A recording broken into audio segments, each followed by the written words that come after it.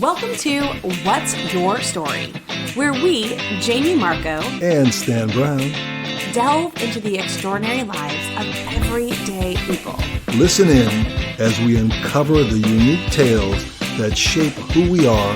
One story at a time. Hey, let's get ready to explore today's story. Let's do it.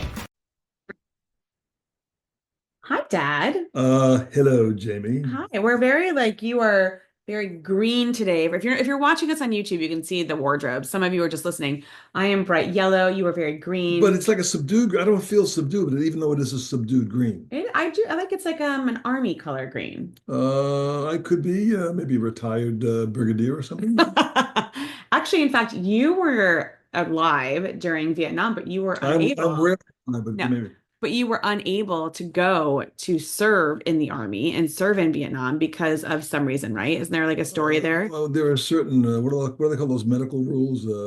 What do you call it? You can't tell people what your medical history is. HIPAA laws prevent me from discussing my extremely superhero potential. And I would have been called in case of something really serious. They would have said, "Please come join us." But I had some medical conditions. Hopefully, probably saved my life. Well, so did you know that before you were drafted? Because back then you would have been drafted to go. Like, how did it Oh, I work? was drafted. We could get along. It's related to high blood pressure, which is probably hypertension in the family. And they don't just let you go. You go back to school and you get tested for like 3 consecutive weeks to make sure it's consistent and not induced by you by some pharmaceutical taken or whatever. And they don't. If you have a problem, they don't want to take you in only to give you a medical deferment later on and pay you. So Right. I was unfit for duty, as they say. But At did the you know that, like, when you got drafted? I had high blood pressure. Is how serious it was. Okay. Because you're a college student, you don't get tested for that kind of stuff. Right, that's what I'm So, saying. Like, you wouldn't have known. So it must have been this massive sigh of relief that you were like, it's amazing. dodging probably a howitzer, yeah, dodging a tank bullet or something. I Absolutely. know. I mean, I have a lot of my friends whose fathers who did serve, and it's just we should get them on the stories they could tell. I mean, I think as we know, Most don't want to talk about it, but I if you know. can, Wow. Well, it's interesting because that could have been a complete different shift in your life if you had done that, right? Like, don't you well, think? everybody has crossroads in their life they come to, and whether if you go left instead of going right, you have a whole different life set of things happening, Yeah. and vice versa, going right instead of left. So uh, you have to make the best decision you can at the time. Yeah. I had a conversation with somebody, I don't know, it was like last week, I think she was 23. She did an internship at this organization and now she's working there. We were talking through about, how did I get into doing what I'm doing? How did you get to do what you're doing? I said, well, it was not like a linear line. Like I've done so, as you know, Well, if you did a graph, it would go bum bum bum bum bum, zigzag all over the place. yeah, up and down all around. And in fact, I actually spoke at a conference years ago, I think in 2009-ish, maybe niner. And it was called Succeed Faster that my friend Tim Augustine and Adam Carroll put on. And it was in Chicago and it was for all college seniors or recent graduates. And they brought in speakers to motivate and inspire them and get them excited about what their career could be. A lot of them I felt had this entrepreneurial spirit. They wanted to be entrepreneurs, but they wanted to hear from us. So I came in obviously as an entrepreneur speaker in 2009. And what I did is I handed out my resume before I was doing what I was doing. I said, go ahead and take a look at this resume and see by the look of what this person has done, would you hire them for a role? And because it was like, I did maybe 2 years here, 2 years there. It took me a while to figure out what I wanted to do.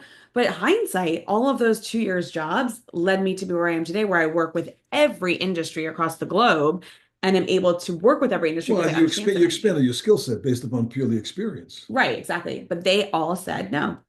They all said, nope, we wouldn't have hired this person When because they it looked found like out they're a when they career found out it was jumper. you, did they leave the room? I was like, peace, drop the mic, I'm out. But it was a really great aha moment for them to realize that, listen, you go to school and you think that you know what you want to do. You think that where you want to be and what that looks like, but you don't have to always know what you want to do. And That's a great lead into my proposed foundation that I don't have time to set up. If somebody wants to set up a foundation benefiting youth today, we call it the Shadow Foundation, getting a whole bunch of professionals together and let somebody shadow them for a day. So kind of like the old apprentice deal of seeing if you like something, because people go out there and have no direction, no idea what they like, or they'll labor in something for a year, 2 or 3 or longer and find out, I don't really like this. So, get an experience to shadow someone, whether it be veterinary medicine, an engineer, computer science, and get a little flavor and see if it's something you want to pursue more. Yeah. So if anybody wants to pursue what's called the Shadow Foundation in high schools across the country, starting on a small base model scale, let's discuss it. Is this your pitch?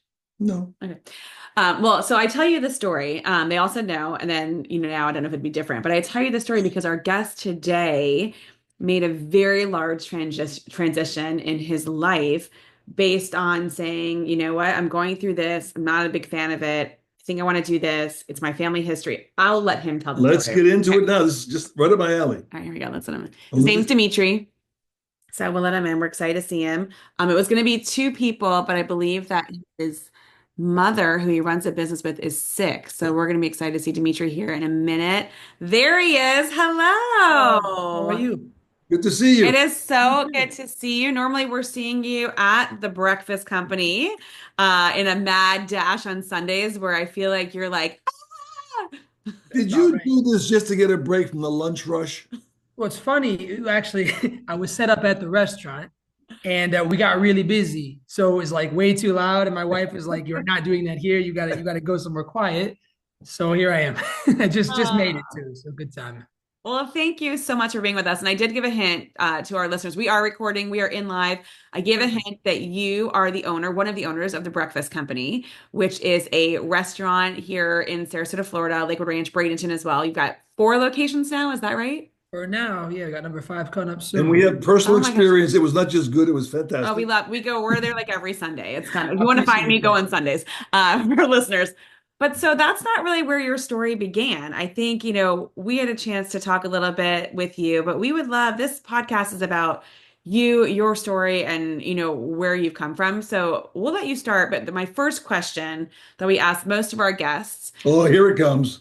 is, knowing that you just came from the lunch rush, I can only imagine.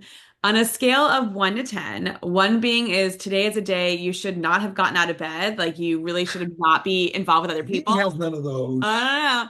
Dude, there's some nasty customers. Yeah. To a 10 being it's the best day you've ever lived and you don't have a worry in the world, which Boy, clearly is impossible because you're a business Oh, owner. he's had some of those. Yeah. that's tough. Yeah, this isn't one of those. Today I would call maybe an 8, about an 8. Ooh. Like a happy positive, got a lot done, everything's good, vibe is good. Probably not the best day I ever had, but that's okay. I love A it. few of those. Okay, yeah. Thanks for coming on. I appreciate it. No, today's a good day though. Today's a good day. I love it. So tell us, it's interesting because you have a really cool history and your family does. And, I think my dad told you when we met that he knew your grandparents, which is incredible. But Yeah. tell us a little bit about where you started, your world that you're kind of navigated to now. Yeah, no doubt. So I guess it starts probably with both of my grandfathers specifically, right? So they were Oh, both first generation Greek immigrants. One of them moved to and settled in the Philadelphia area. That was my mom's dad, George. The other, my dad's dad, Dimitri, settled in Detroit. And both of those had their own respective restaurants over the years in those areas. And eventually both moved to Florida, to Sarasota. oh, And ironically, my parents actually met via that connection. So, no fellow Greek way. restaurateurs with children, they met and, continued the restaurant legacy. So that's kind of where it starts for me in terms of it being in the blood, right, with restaurant. That's so cool. So wait, both your grandparents. So we know Yeah. of your mom's dad's Yeah, restaurant, right? So George and El Pauline. Yeah. Greco was So they George. settled from Philly. They had El Greco in Philadelphia first. It was mostly pizza, cheesesteaks, that kind of thing. Then he had a 24-hour diner also. When they relocated to Florida in the mid 80s, my grandfather was looking to retire. That was kind of the idea. Yeah, we knew we couldn't keep him out of the business. He's seen that. Yeah, there was no keeping him out. So Yeah. he got right to work and he opened El Greco Cafe in 1990 or 89 and 90 in Right. downtown Sarasota. You would know better than me. It was before my time. Yeah. And then So- so your namesake Dimitri comes from your other grandfather. Exactly. Yeah. So I'm named after my dad's dad, who was Dimitri. So I'm Junior. He was in the Detroit area and he had restaurants called Dimitri's, various ones. And he had about 30, 40 restaurants in the Detroit area over the years. He was pretty well established in the area. Also moved down to Florida to kind of functionally retire, got sucked back in. And he had some places in Sarasota, Bradenton as well. He had a buffet in Venice that was on the 41 bypass for about 10 years. Oh, no way. But, different Dimitri's restaurants were the names of his. So I'm here now, just kind of picking up the legacy where they left off. So it's not That's Dimitrios, not to really relate to the Dimitri. no, yeah, that's another Greek family that I know well. I used to get that question as a kid growing up in school too. Oh, Dimitrios, that's yours. No, no, it's more than one people have the name. That's so yeah, people are so ignorant. But so growing up in that, did you want to eventually, and we'll kind of get through your story in between, but were you like, For get me sure. away, keep me in? Was it No, it was the opposite. I was really sucked in. I mean, the restaurant is, as a kid, especially, right? So, I mean, my grandfathers, that was their legacy. So I would go visit my grandfathers in their restaurants. That was my childhood. I was born in the Detroit area and I grew up there. So we'd come to Florida to visit my mom's family at El Greco. So it was fun. So we'd come down and, my papu was in the, papu is Greek for grandfather, of course. So that's how we call him. So Papa George is in the kitchen. He's making pizzas. He's working hard. So we'd go visit him there because that was his place. I mean, he was there every day, all day. So it was a lot of fun. Going to see him was always positive memories there. I didn't get the bad stuff till later, of course, actually working in it. I realized, oh man. But, as a kid, it's all positive. And El Greco, when they first opened, they had a window on Main Street. The whole kitchen was open to a window so you could fully see inside what was going on. My papu really wanted to be like, I guess, transparent and people to see, what's happening. Yeah. So it was fun. As a kid, you go surprise him in the window. There he is working. These are happy memories. And then as I got a little older, my father and my mother also ran restaurants together as well Sure. in Michigan and Florida. So I grew up in my dad's place. This was very much the same thing. My dad would work all day, so we'd go see him at the restaurant. We'd have most of our meals there too, working our way down the menu of dad's restaurant. Yeah. And I got to know also everyone working there. I had cousins, I had various friends over the years that just, kind of came through the restaurants. That was very much like the hub of our family was via these restaurants. So I guess it made it kind of the place you wanted to be around. Yeah. And as I got a little older, I remember even some of my earliest memories where I remember getting dropped off in kindergarten and I didn't want to go. My dad dropped me off on the way to work. I didn't want to go. I wanted to go to work. I was like, I want to go to the restaurant. It's more fun. That's where the things happen. So it was very much in there pretty deep. And then as I got older, of course, my first jobs were working in the restaurants, bussing tables, washing dishes, cleaning, serving, bussing, everything. You learn everything. So I grew up in that. And then as I got a little older than that, it was kind of like, okay, it's forbidden to you. We came here so you could go to school and get your A's, go to college. Don't do this. This is hard work. You should go to school. So that was always the childhood advice. So come home with straight A's. I did, what I was told. And then I ended up going to college because what else was I going to do? My peers were doing it. It was what I was told to do. So I did. And I cycled through tons of stuff. I did, I did my undergrad in psychology because I didn't know what I wanted to do. Just sounded cool. And then I ended up becoming a teacher. I taught middle school and high school. Oh, I wow. did a master's in education. I thought that might be my path. That still wasn't. I loved it, Hello, but it still, the foundation. restaurant was always there. And then I ended up going to law school after that. I was Wow. working as an attorney, but all along the way, it was funny. I kept coming back to the restaurant. I mean, I was most excited about where were we having lunch as a firm than like That was the internal hunger you had. Yeah. no, serious. It was in my blood. There was no escaping that.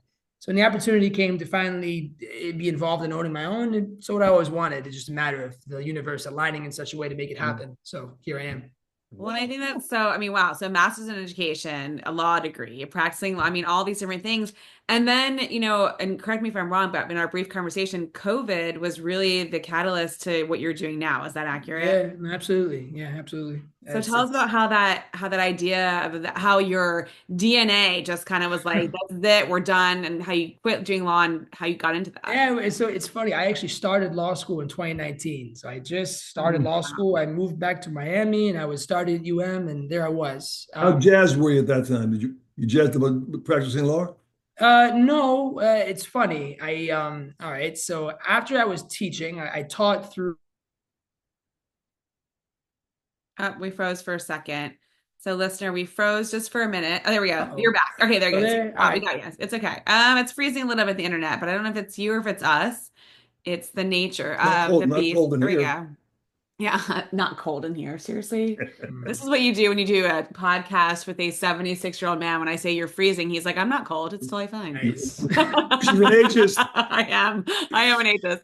You're Uh-oh. good. Okay, so you're teaching and you were like, go ahead. No, so I was teaching, and then this is 2019, or 2018 rather. My dad's father, Dimitri, was running a diner in Bradenton, but he was at the time 80 years old. So he was, old, is running his diner. He had a heart attack, and it was really tough on the family because he could no longer really work. So at that point, I transitioned. I was teaching in Miami at the time. I actually transferred back to Sarasota. I taught at Riverview High School, which was my alma No. mater. Alma Well, mater. your aunt was my teacher, Oh, so lucky you. She was a great teacher. she's amazing. Yes. Yeah, so I had connections over there, so I was able to transfer to teach there, to be closer to the family and to be able to help out at see what's going on at the restaurant and how can I basically help. So I did that for a year, but I realized, or not even, but maybe about 6 months. I realized pretty quickly that this isn't the way I wanted to do it. I mean, it was very much old school, new school. I was just trying to keep the thing going, but I realized it may not have been what I wanted it to be. It's not how I envisioned being in the restaurant business to be. And I realized also as I had this master's education, I suddenly wasn't using it. I was working in the family restaurant. It was the thing I was told to avoid. And here I am. So I Yeah. felt very much, I got to do something. What do I do? So I applied for anything and everything I could. Just stuff. I mean, I applied for, to do an MBA. Law school just sounded like it made sense. I had a lot of peers who had done it. I had a resume that I thought I could be competitive. And it just so happened that University of Miami had a specific scholarship program for former teachers who taught in Title I schools. Oh boy, wow. Like I qualified for all of these things. So I was like, okay, wait a minute, that sounds pretty good. So I shot an application over there and I got it. That was one of the things I got, and it was a full ride scholarship. So it was kind of like, I guess I'm going. Wow. Yeah, right. Guess I'm And they're going. a private college, aren't they? It's University of Miami private years. Like, Yeah. yes, it was very cool. Not cheap. I Yeah. was thrilled Yeah. with that. I was like, all right, you know what? I'm gonna go back to Miami. I liked it down there. I have a reason to go back, and I have a career I can embark on and kind of keep up my upward Yeah. trajectories, my momentum. I thought so. Yeah. That was my plan. I got there, and then things are going great, and then COVID happens. So once COVID happens, my grandfather passed away, unfortunately, at that time of COVID, right? So the restaurant is now completely vacant. It was not my restaurant. Dimitri or Yeah, Pat? exactly. So actually, my other grandfather, George, passed away around the same time. He passed away August of 19, and Dimitri passed away right in the beginning of 20, like right at Sorry, during big COVID there. blow. So it was kind of a double sucker punch there of just what the heck, why did this happen? And of course, they lived long and good lives and so on, but to lose both of them at that time was very hard, my mentors and such. But so after that happened, the restaurant was available. I happened to be home for COVID because they kind of canceled classes from March until who knows, September. I think we were not really in direct classes, it was online. So I was literally in Sarasota at home, couldn't really do anything. We're stuck in the house, my mom and I. I know there's this restaurant down the street my grandfather had. I still have a key to the front door, but it's closed, and it's kind of contentious with the landlord. What's going to happen? Nobody knows. So around that time with my mom, we were actually going through my grandfather George's old recipe book. It was something we had found amongst his belongings. We're going through it. It's all chicken scratch and Greek. There's no proper units in anything. I mean, it's fun. We're cooking as a family and reminiscing and talking and pictures and this and that. And it got us thinking that maybe we should try to open a restaurant again one day, because it's kind of in our blood. So my mom always specifically wanted that for herself. She's a baker. So she was always baking things in the house my whole life, baking all kinds of great treats. And especially during COVID, she really ramped it up. So we said, wait a minute, why don't we open a place where you can sell these baked goods? We can continue the family story. I've got this thing in Miami. I'm fully booked, with law school, but maybe I can help you set it up. I know what to do. And maybe we can try to get that location back because at least I know the location. It's stocked, it's turnkey. Yeah. The legal aspect might be complicated. With COVID, it was unprecedented. So who knows what's going to happen there? But maybe we can make something happen. So that was kind of the idea. And then, so we had this idea where we were going to make this proposal to the landlord to go take over the space and see if we would basically transfer it over to us. Of course, it was not that simple, especially with COVID. Their landlord was accruing back rent over the period. It was a big legal dispute. And of course, my grandfather wasn't there to figure it out. Ironically, I have the same name. So the landlord was negotiating with me, not necessarily knowing it was me, because it was a corporate landlord in Ohio. I was just negotiating, and I have a key, and here I am, and we're just going back and forth. Eventually, it comes together. That, okay, it's I'm actually not that guy. I'm not on the hook, but I have an in, and the reality is, you can either deal with me or try your luck in however else you want to do it. And go through Yeah. bankruptcy court, my grandmother or something. It was a big deal, you know? So I Yeah. was actually doing property law as a course at that time. So the world is so funny how timing works. It's everything. I'm learning about leasehold estates, and here I am trying to kind of negotiate around one.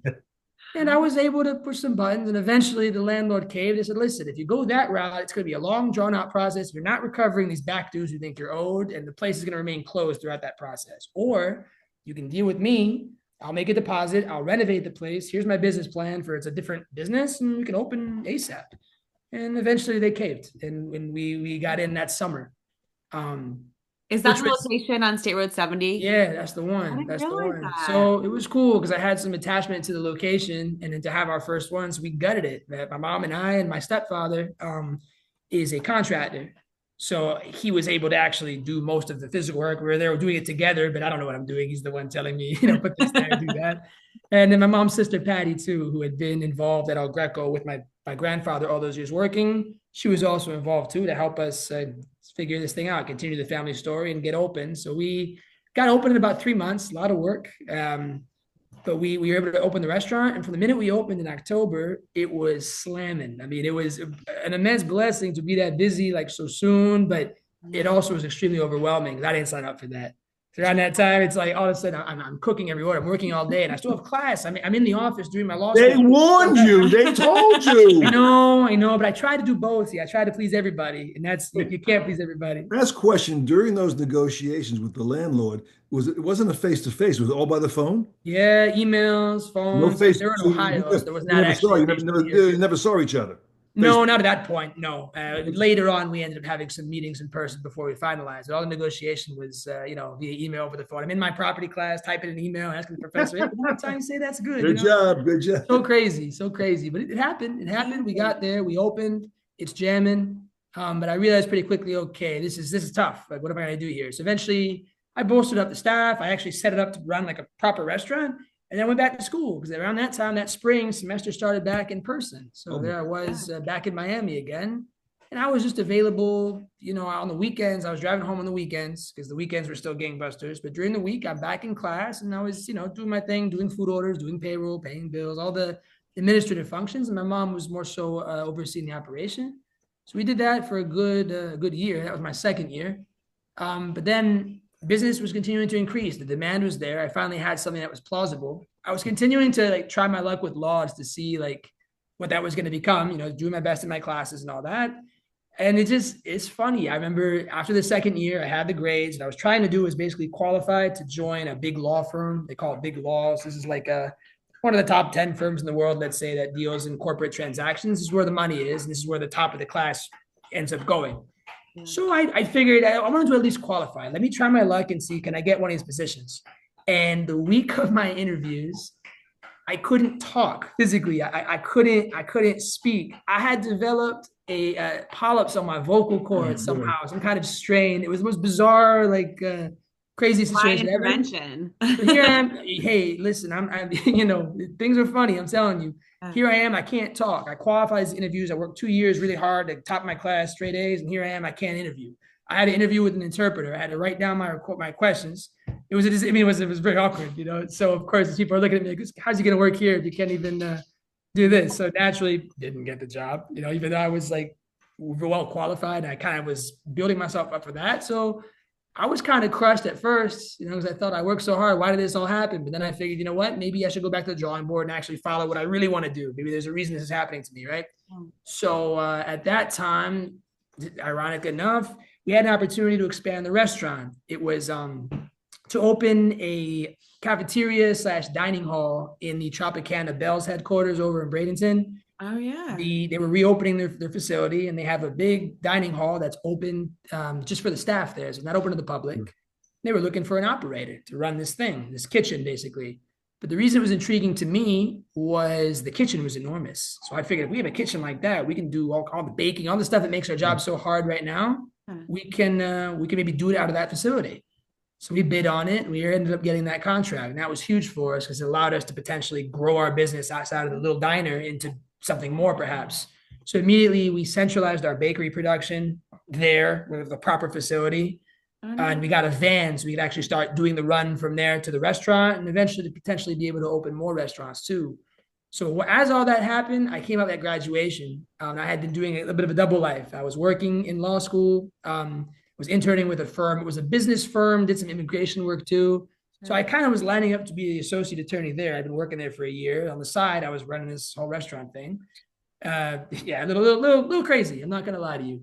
But then when push came to shove, I graduated and I got the job just pending my bar exam. I had to pass the bar, but besides that, I'd already been doing the work essentially. I had my Right. clients and everything. It was just a matter of formality. And of course, what happens? The bar exam date ended up being the exact same date that Tropicana Bells mandated we open the new place. Oh boy. I Oh, didn't know it. The whole time I had been studying for the bar from at the construction site. I live in this double life, but it finally came to a head where it was like, listen, you can't go on like this anymore. You got to pick, red pill, blue pill. You got to pick. yeah, right. So I picked, the partners of the firm weren't real happy. They'd been grooming me all this time to do this, but my heart was not Yeah. in it. I knew that Yeah. you know.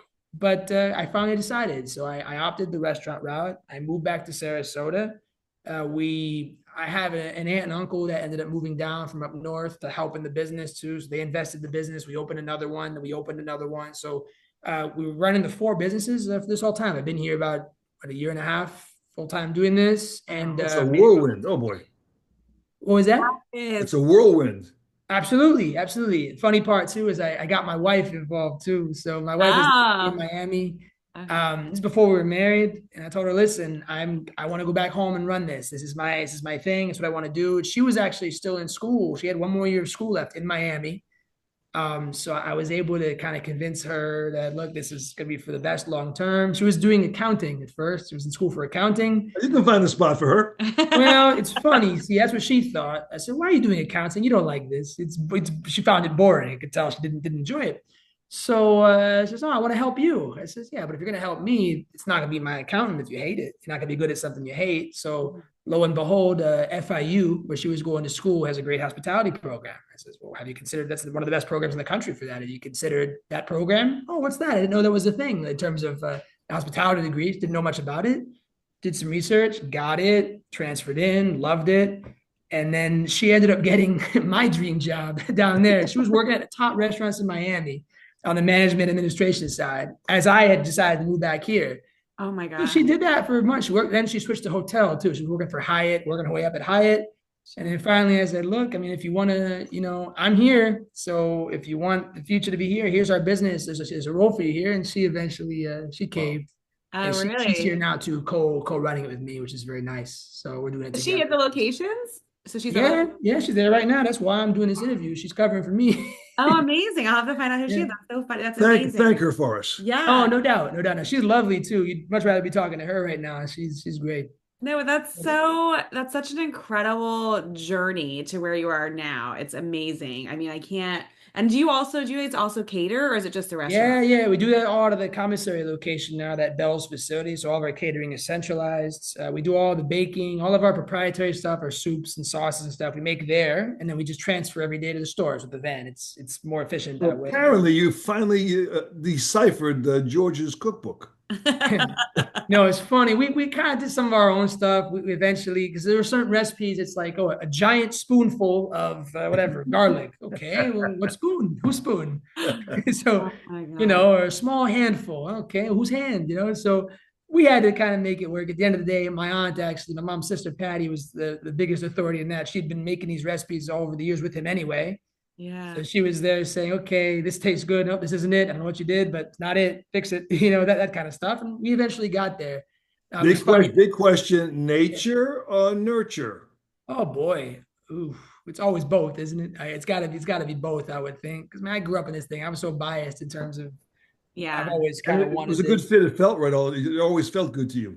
Yeah, yeah. Well, restaurants are fun. I mean, there's a place. Now, granted, it's always fun when you're not doing the hard work. I was the kid coming in and just kind of going to the kitchen, seeing all my people, eating great food. Everyone's happy to see me because I'm, the grandson of his son. But then you get older and you start working. I just like the energy. People every day, new faces, customers, staff, new faces, new energy. Always something to do. Versus you go to an office job and it's stagnant. It's the same faces every day, the same jobs. It felt monotonous to me. So my standard was set kind of high in terms of just actions. That's kind of what drew me in, I think, originally.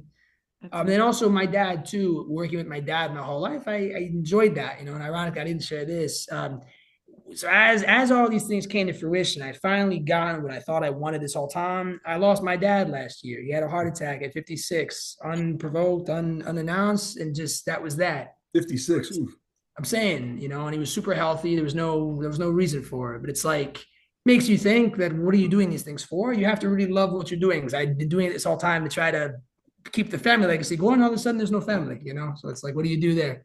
Yeah. But now I'm just motivated working with my mom and her family and my wife to kind of continue the next generation of family. It's on me now. So that's kind of Question. We me. had we had shoe stores at one time. We built from one store up to a chain of 4 stores.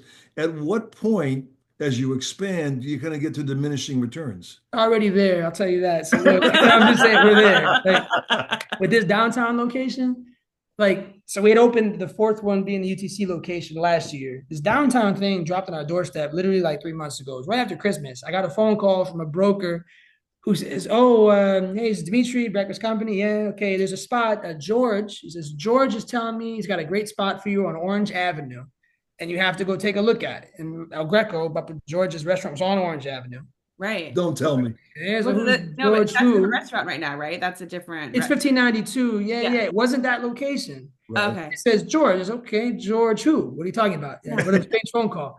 And I guess George is the name of the guy who owns the Rosemary and Thyme restaurant Oh down yeah. the street, George Armstrong, who I knew via the industry. I didn't know him personally at the time, but I knew of him, and he apparently knew of us. And he was basically telling the landlord there that we might be a good applicant. The landlord was looking for a breakfast spot. But anyway, I got that phone call, George and Orange Avenue. I was like, that's spooky. So I told my mom, I said, "Hey, we should probably go look at this. It seems the way things have gone this whole time, it seems like this might be something." So we went, and it was right there. It's a block and a half away from where El Greco was. You can Wow. see it out Yeah. the door. So I go, that's pretty special. And then the place itself, it's a great corner. It's a great space. It's made a lot of sense. So I said, you know what? Screw it. We can squeeze this one in. It wasn't part of my master plan, but let's do it. Got to do this one. It rounds out Sarasota too to have a spot downtown. Yeah. Makes sense. So in Rosemary District is growing so much now, Yeah. that area. So it checked all the boxes. So I say, let's slide it in there. So we're doing it now. We're opening next month.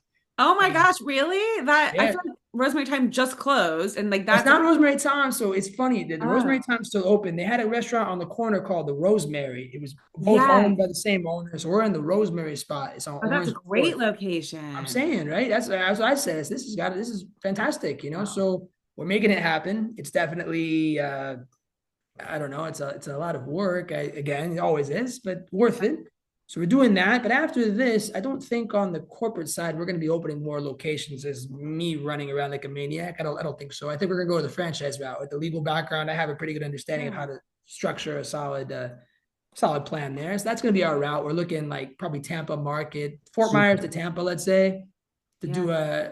do some franchising. It's going to be the next steps. I'm putting together some operational materials over the last couple of months. And that's going to be hopefully later this year. I hope to initiate kind of some growth that We'll way. know how successful you are when the rest of the rest calls themselves Second Watch. Nice, What? nice. No, You're that's not funny. true. What's funny because First Watch is next to and UTC, the corporate Yeah. headquarters is right there. Now, obviously, they're Yeah. from Bradenton. I grew up eating there. Yeah. But they come in to our restaurant to eat. The C-suite, I mean, I know the higher ups, I know their faces now because they're coming all the time, right?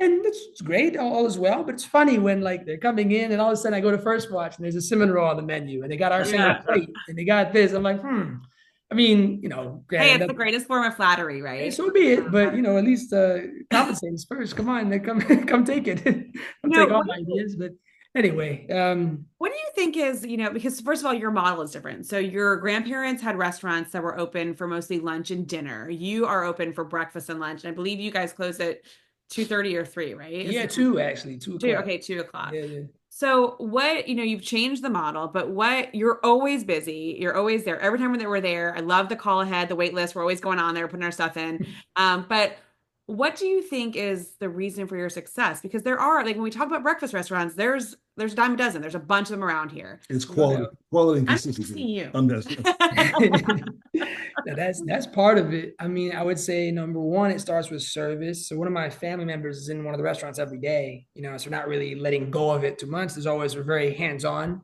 Yeah. But as far as it starts from the service level, I would say, in terms of training our staff, recruiting our staff, really becoming a family that way with our team.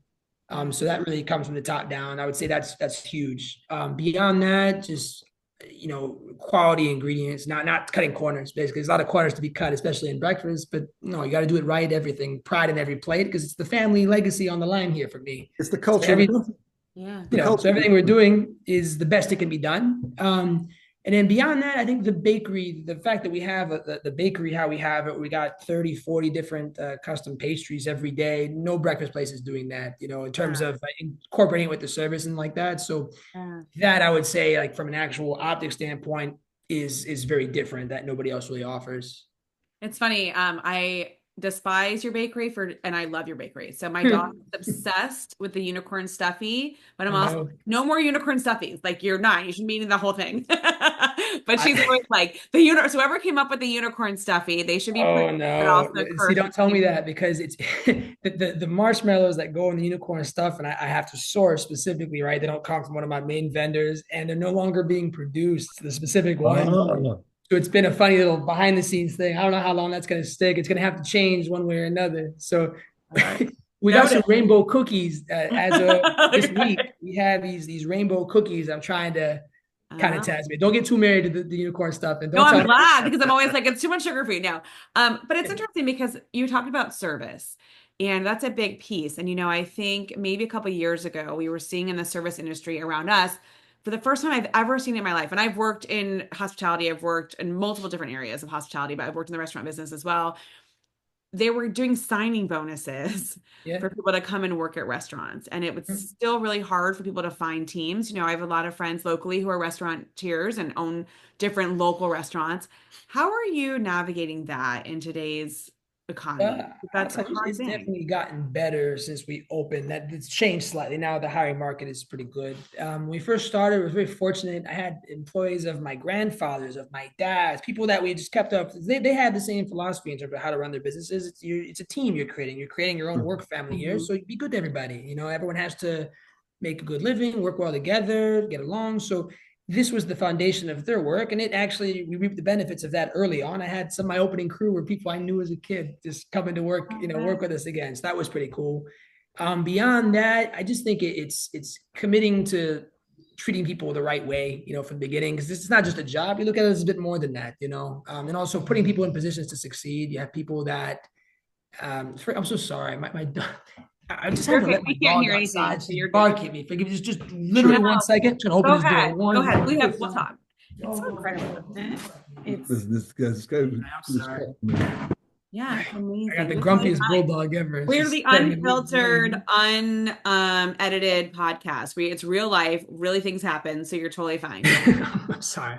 But it's amazing you talk about the way that you treat people. I think that's Well, that's where it starts, of course. And also, like, our philosophy early on was like just to kind of grow it from the inside out. So it's like the person that comes in, puts the most hours, whoever's the best server. Well, guess what? You're my first pick for manager. You're my for the next thing, for the next thing. Why am I going to bring somebody else from the outside that has a nicer resume than you if they haven't proven themselves, or they don't know any our people system? who have no restaurant experience at all coming to you? Well, in the Occasionally? beginning, now that's gotten less and less. I look for a little bit of experience, but at the end of the day, I'll take reliability and a good attitude Sure. over experience and competence all day. We can teach that, but you got to come in, be reliable, show up for work when you say you're going to show up, do what you say you're going to do. That's the hard part these days. So if you get that, we'll make that work. Are you open 7 days a week? Yeah, we are. It You're didn't like, used to don't be. remind me. Yeah, we started opening 7 days a week last summer. Okay, I thought you used We to be are. closed on was it closed on It Monday? was Mondays. The reason we Monday. did it at the beginning was because it's like we were literally working every day. So it's like, hey, I'd love to have a day off to like catch up, do my orders. We actually we cleaned the restaurants. I was still working, but it wasn't quite the same. But then eventually it was like, why are we closed that day? I'm working anyway. It doesn't make sense. Might as well at least be open. I mean, Tell you, so franchising just in the state of Florida could be explosive.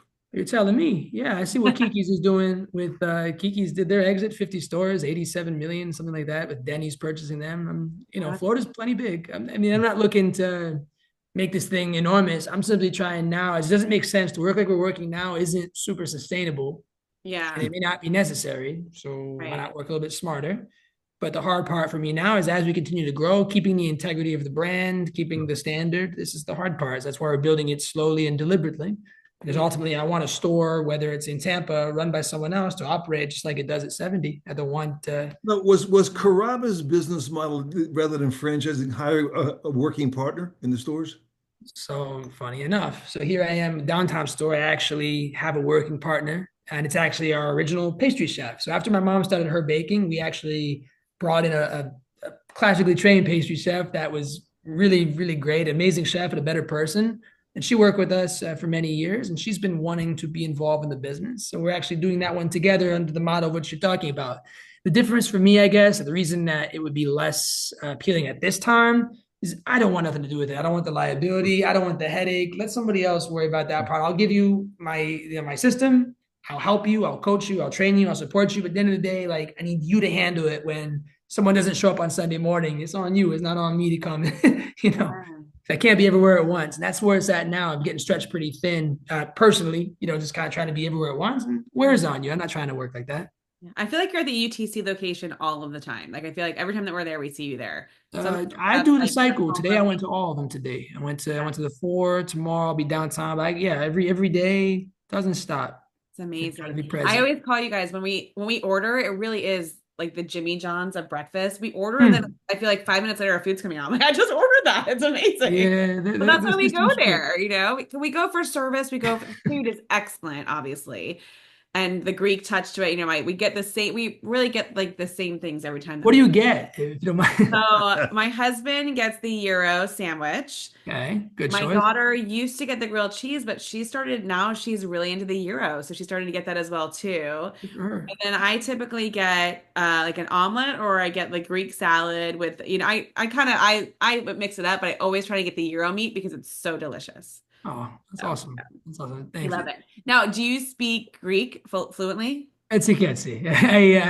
Καταλαβαίνω πολύ, αλλά δεν μιλάω πολύ. I just said that. Yeah. I understand pretty good. As a kid, I was a little better, but honestly, now I speak Spanish much better than I speak Greek. My wife is Colombian, working down here, living in Miami. Yeah, Spanish much better than Greek, but doesn't quite leave you all the way. So you were saying that, your wife and you both are working in the business and that you want to be like that next generation of having your family growing up in the business.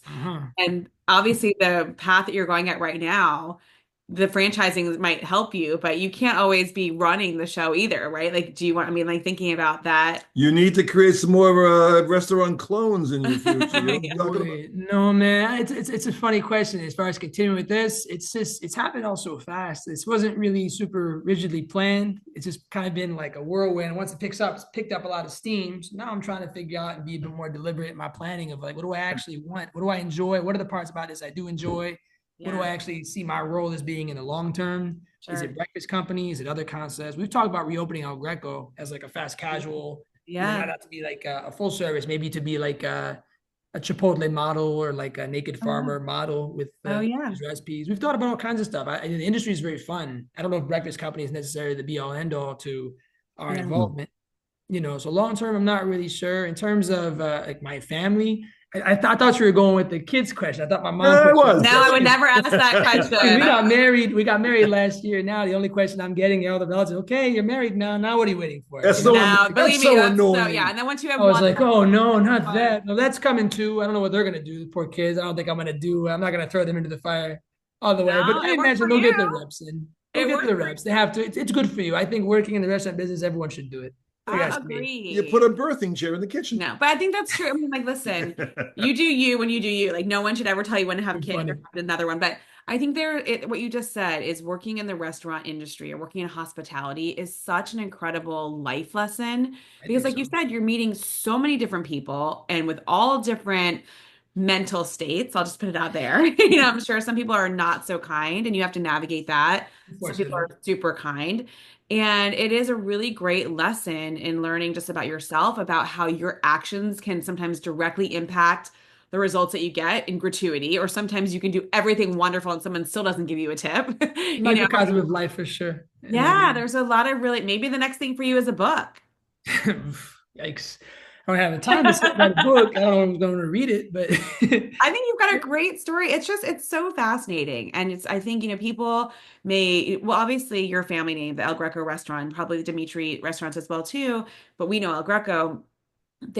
Your family built this really great reputation of fabulous food, family atmosphere, great service, and just a place to come and eat. And I think that's incredible. And now you are doing that same thing with the breakfast company, with new generations, and like you mentioned, generations that have been going to your family's restaurants for years. I just think it's such an incredible story. I love it. I appreciate that. Now it's definitely it's a high standard. It comes with a lot of pressure, but it's also very rewarding to know there's like a purpose behind all this. I'm kind of keeping it up. It's definitely keeps me Yeah. going. That's for sure. It's very motivating.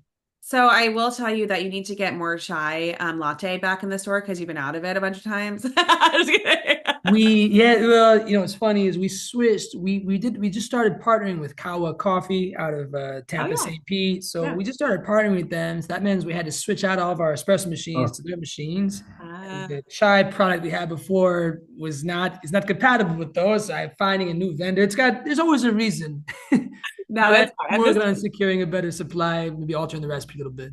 I'm just teasing with you. Like we are huge fans. We love coming there. We don't, and the fact that you've got the call ahead, you can put your name in there. I remember it was so funny. I had put our name in call ahead one time. We were heading there, and my friend texted me, and she's like, "Oh, I see you're on the call ahead list as well. I'll see you at breakfast Oh, company." Like nice. totally randomly going there. I'm like, "Oh, yes, you will." But you It's just really have funny. thought about that. I'm actually working on modifying the lists because people can write whatever they want on the name because it's public information. Some people decided to put spam on there, and I have to regulate that real quick at the register. This and that. Oh It's my God. always something in this business. It's It- definitely challenging. They push you every day, but it definitely helps your patience to become like I think anybody working in this business is going to become better at whatever it is they're already doing, whether it being more patient, having some humility, just work ethic. It's so what good. what time does your day start?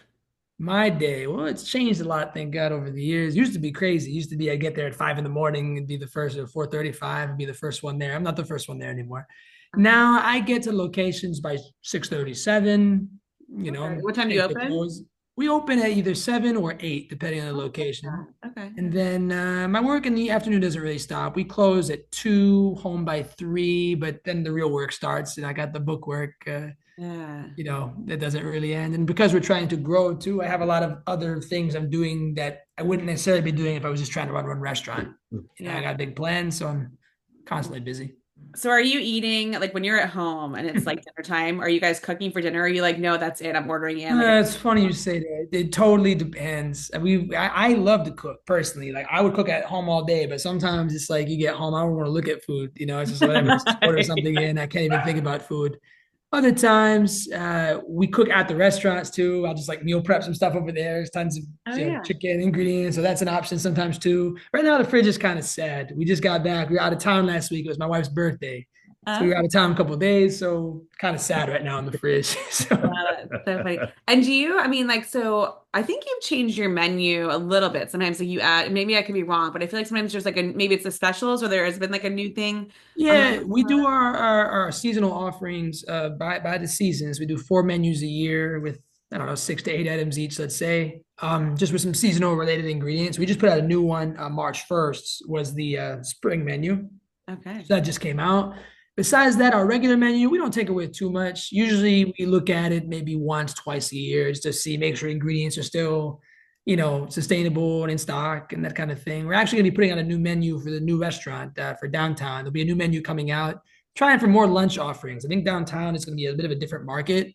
And I think sometimes people pigeonhole us in just the breakfast Sure. category. Obviously, the name Yeah. breakfast company, and they don't think, hey, we have a full lunch menu. We have all kinds of Yeah. homemade stuff, homemade salad dressings and sauces and breads. Like it's really good stuff. But we got to do a better job of kind of overcoming, I think, the name and that. So this new menu is going to focus a little bit more on some lunch stuff.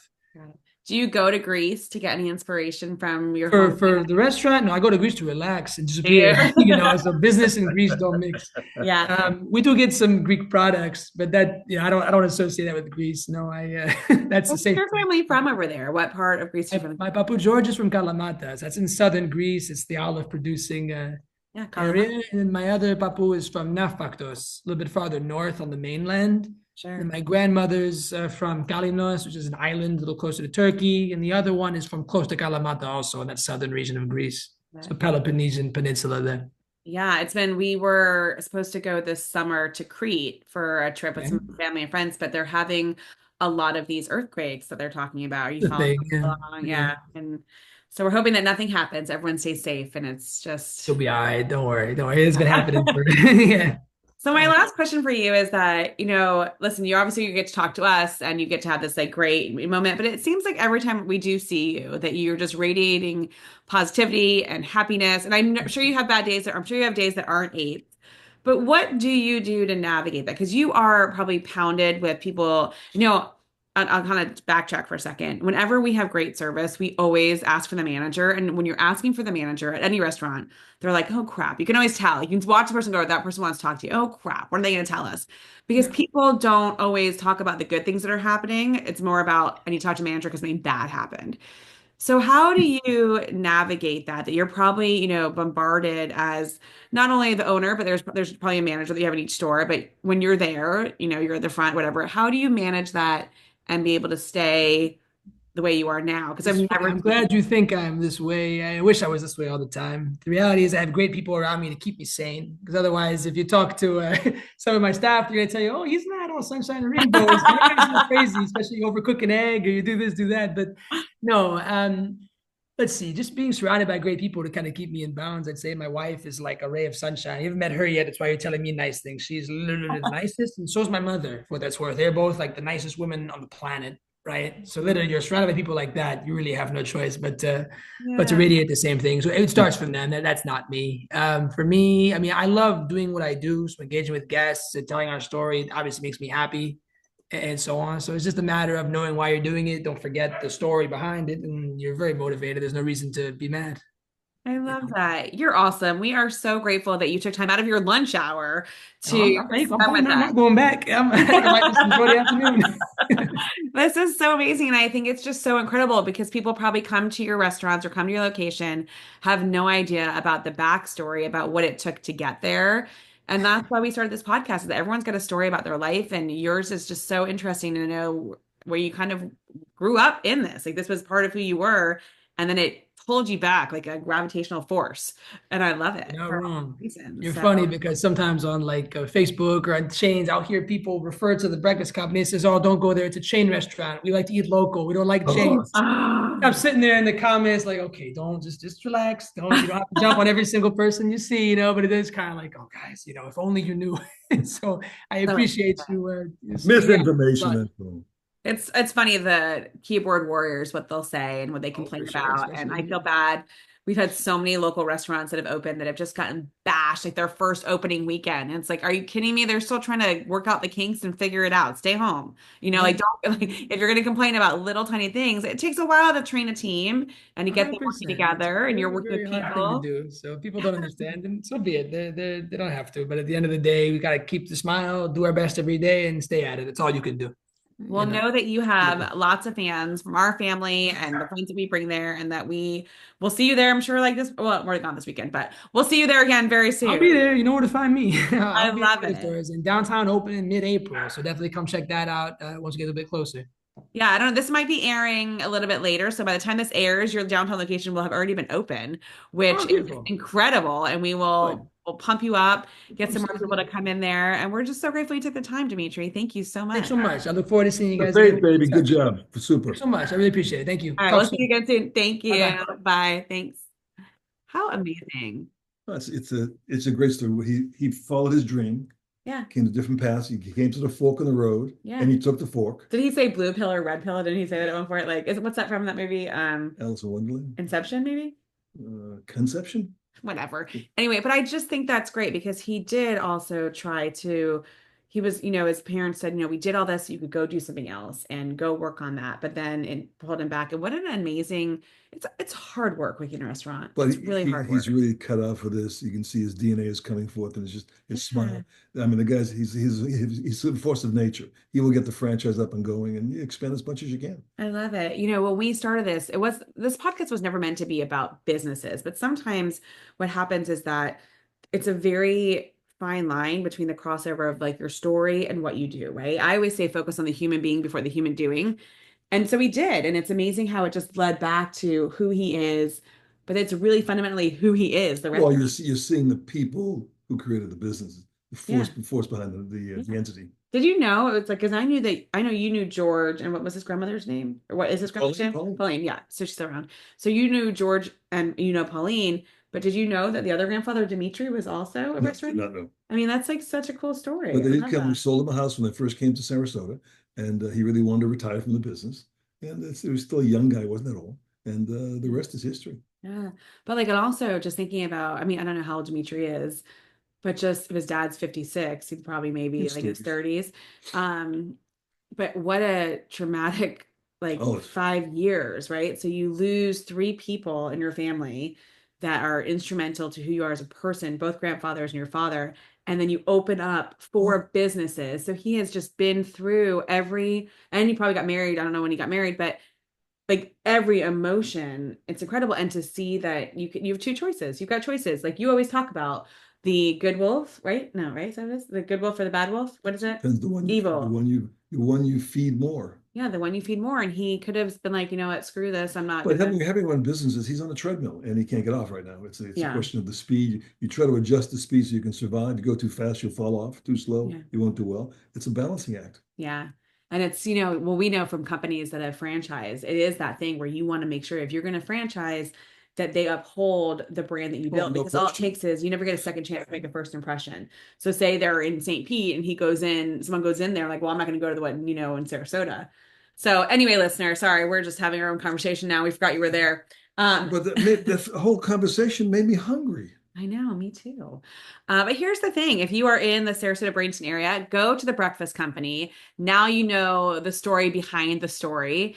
And it's so incredible. The food is just absolutely delicious. It really is like Jimmy John's, where they get out to you in a hot second, but a better brand. And we're just so grateful. So yeah, that was fun. You want to get something to eat? Sorry about the unicorn cookies or whatever they You know what? Sorry, not sorry. Like they're gorgeous and she loves them, but it's a lot of sugar. So unicorns, I'm just gonna have to tell her the unicorns are it's now just a myth. part of her childhood memory now. Right. It's just a myth. The unicorns are myth. Thank you, listener. We're so happy you joined us today, and hopefully you enjoyed hearing Dimitri's story. See you next time.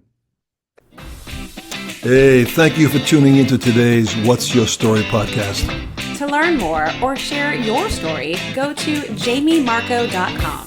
That's www.jamiemarco.com. And we will see you next time.